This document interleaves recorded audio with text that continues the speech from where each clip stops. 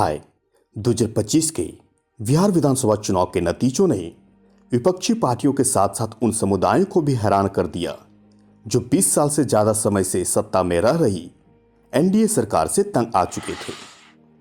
वे समुदाय इस चुनाव में मौजूदा सरकार को बदलने की पूरी कोशिश करते हुए दिखाई दिए, लेकिन एक बार फिर एनडीए सरकार उम्मीद से कहीं ज्यादा सीटें जीतकर सरकार बनाने में पूरी तरह से कामयाब रही। इस जीत ने कई समुदायों को भी चिंता में डाल दिया है और समाज में इस बात पर काफी बहस छिड़ी हुई है कि आखिर बिहार के मतदाताओं को हो क्या गया है। वे सरकार को आखिर क्यों नहीं बदलना चाहते? क्या वे सच में असल मुद्दों पर बात करने को तैयार नहीं हैं? बिहार के मतदाता एनडीए को वोट आखिर क्यों देते हैं, जबकि एनडीए सरकार 20 साल से ज्यादा समय से सत्ता में बनी हुई है? अब सबसे जरूरी सवाल यह है कि हम वोटर से अपने अलावा किसी और चीजों की उम्मीद आखिर क्यों कर रहे हैं? अगर हम मानते हैं कि किसी भी सरकार को एक टर्म के बाद बदल देनी चाहिए, तो यह हमारी अपनी राय और उम्मीदें हो सकती है। इसका पहले से बने लोकतांत्रिक वसूलों से कोई लेना देना नहीं है। अगर वोटर्स चाहे तो वे अपनी बाकी जिंदगी के लिए किसी एक पॉलिटिकल पार्टी के कैंडिडेट को चुन सकती है। हम सिर्फ एक वोटर हैं और हमें यह याद रखनी चाहिए, हमें सवाल पूछने और गवर्नेंस और पॉलिसी पर अपने विचार बताने का पूरा हक है। वैसे भी हम यह क्यों मान लेते हैं कि दूसरे वोटर जो सोचते और समझते हैं वे 5 साल में सरकार बदलने के बाद भी वही राय रखेंगे? अगर हम ऐसे वोटरों से यह उम्मीद करते हैं तो हम खुद के साथ बेईमानी कर रहे हैं। आजकल चुनाव उन जरूरी मुद्दों पर नहीं लड़े जाते जो सच में आम लोगों की जिंदगी पर असर डालते हैं। यह साफ होनी चाहिए। वे जरूरी मुद्दे हैं स्वास्थ्य, बेहतर शिक्षा, बेहतर अवसर, क्लाइमेट चेंज और सोशल सिक्योरिटी वगैरह। चुनाव के दौरान पॉलिटिकल पार्टियां वोटर से जो वादे और झूठे दावे करती है वे अक्सर कुछ खास लोगों द्वारा इलेक्शन कैंपेन के लिए बनाए जाते हैं, जिनके बारे में माना जाता है कि वे ऐसे मुद्दे या दावे होते हैं जो सिर्फ अपने लोगों के लिए बनाए जाते हैं, ताकि लोगों का ध्यान असल मुद्दों से हटाकर उनके द्वारा बनाए गए मुद्दों पर चली जाए। इसलिए सरकार बदलने के लिए आपको अपनी सोच और उम्मीदें बदलनी होगी। अब भारतीय चुनावी प्रक्रिया का सबसे विवादित मुद्दों पर बात करने का समय है। एसआईआर प्रक्रिया कुछ नोटबंदी की याद दिलाती है, जब लोगों को अपने ही पैसे बदलने के लिए लंबी लाइनों में खड़ा होना पड़ता था। ऐसा लगता था कि जैसे भारत के एक बड़े हिस्से के पास अपने ही पैसे निकालने या जमा करने के अलावा कुछ नहीं है। इस तरह एक और आदेश जारी किया गया कि भारत की जनता को अब अपने आधार कार्ड को अपने पैन कार्ड से लिंक करना होगा। फिर यह घोषणा की गई कि हर व्यापारी को जीएसटी के दायरे में आना होगा। ऐसे कई उदाहरण हैं। क्या सच में भारत के लोगों को गुमराह किया जा रहा है और उन्हें ऐसे कामों में व्यस्त रखा जा रहा है जिनका कोई मतलब नहीं? एसआईआर 12 राज्यों में अभी चल रही है, जिसमें केंद्र शासित प्रदेश भी शामिल हैं। लेकिन सबसे ज्यादा पॉलिटिकल ड्रामा पश्चिम बंगाल और उत्तर प्रदेश में हो रही है। इन दो बड़े राज्यों पर एसआईआर का सबसे ज्यादा असर पड़ने की उम्मीद बताई जा रही है।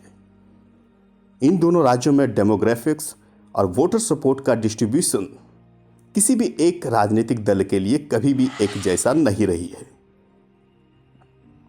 मौजूदा हालात को देखते हुए सभी राजनीतिक पार्टियों को ऐसे नैरेटिव बनाने पर मजबूर होना पड़ा जो न सिर्फ चुनावी तौर पर फायदेमंद हो बल्कि सामाजिक के लिए भी फायदे हो। भारत के इलेक्शन कमीशन ने इन सभी राज्यों को चुनाव से पहले जल्द से जल्द एसआईआर पूरा करने का निर्देश दिया है। इतनी जल्दी क्यों? जरूर कुछ गड़बड़ है या कोई गंभीर वजह होगी, क्योंकि लोकसभा चुनाव ठीक 1 साल पहले हुई थी, जिसमें एसआईआर का कोई भी जिक्र नहीं किया गया था। विपक्षी राजनीतिक दल लगातार एसआईआर के प्रोसेस, इरादे और टाइमिंग को लेकर गंभीर सवाल उठा रहे हैं। दूसरी तरफ एनडीए सरकार या एनडीए में शामिल राजनीतिक दल एसआईआर प्रोसेस का सपोर्ट करते हुए दिखाई दे रही है। एसआईआर का मतलब है कि अगर आपके पास इलेक्शन कमीशन के बताए 13 पहचान पत्रों से भी में से कोई भी नहीं है तो आपको वोटर लिस्ट में शामिल नहीं किया जाएगा। पहले आधार कार्ड मान्य नहीं था, लेकिन सुप्रीम कोर्ट के कहने पर आज यह भी मान लिया गया है कि अगर आपके पास आधार कार्ड है तो आपको वोटर लिस्ट में शामिल किया जा सकता है। पश्चिम बंगाल की मुख्यमंत्री ने भी इलेक्शन कमीशन ऑफ इंडिया से पश्चिम बंगाल में एसआईआर को सस्पेंड करने या रोकने के लिए कई बार रिक्वेस्ट कर चुकी है और टीएमसी की एक कमेटी भी एसआईआर को लेकर इलेक्शन कमीशन से मिल चुकी है। उत्तर प्रदेश में समाजवादी पार्टी के मुखिया ने भी एसआईआर के बारे में कहा कि यह प्रोसेस बहुत कम समय में किया जा रहा है, जिसमें कई गड़बड़ियां और विपक्षी पार्टियों का साथ देने वाले वोटर्स का नाम हटाने का भी दबाव डाला जा रहा है। लेकिन इस पर इतना विवाद आखिर क्यों हो रही है? मैं आपको बता दूं, ऐसा इसलिए है क्योंकि बिहार में पहला एसआईआर 2025 के राज्य विधानसभा चुनाव से 1 महीने पहले पूरा किया गया था। माना जा रहा है कि इस चुनाव में इस एसआईआर प्रोसेस से एनडीए को सबसे ज़्यादा फायदा हुआ। बिहार में बीजेपी की जीत का स्ट्राइक रेट लगभग 90% है। क्या कोई इस पर यकीन कर सकता है? जी हाँ, 90% स्ट्राइक रेट। इस स्ट्राइक रेट ने दूसरे राज्यों में सभी विपक्षी पार्टियों को एसआईआर प्रोसेस पर फिर से सोचने पर मजबूर कर दिया। इसलिए माना जा रहा है कि अगर विपक्षी पार्टियां एसआईआर को गंभीरता से नहीं लेती है तो उनका वही हर्ष होगा जो बिहार में भारतीय गठबंधन का हुआ है।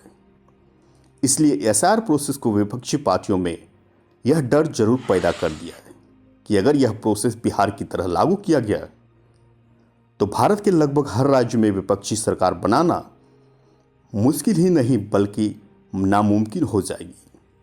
एसआईआर प्रोसेस के दौरान बिहार में आखिर क्या हुआ?